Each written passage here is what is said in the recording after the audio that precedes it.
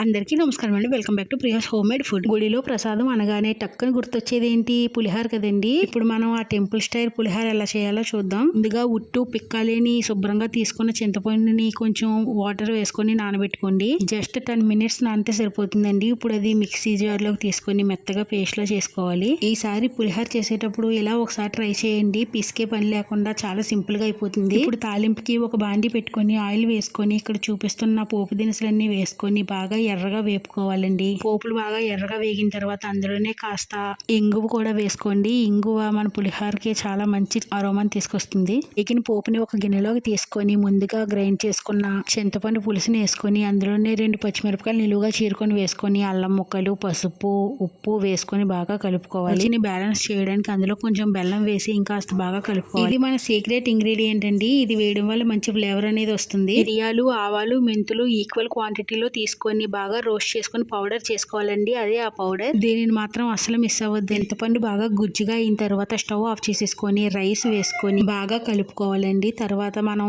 వేపు పక్కన పెట్టుకున్న పోపులు కూడా అందులో వేసేసుకోవాలి. అంతేనండి. చేత్తో బాగా కలుపుకొని ఒక గంట ఆగిన తర్వాత సర్వింగ్ బౌల్లోకి తీసుకొని తింటే ఉంటుంది. చాలా టేస్టీగా ఉంటుందండి. తప్పకుండా ట్రై చేయండి. ఈ వీడియో మీకు నచ్చితే లైక్ చేయండి, షేర్ చేయండి, కామెంట్ చేయండి. ఇంకా మన ఛానల్ ఎవరైనా సబ్స్క్రైబ్ చేసుకోకపోతే వెంటనే చేసుకోండి. Thank you for watching.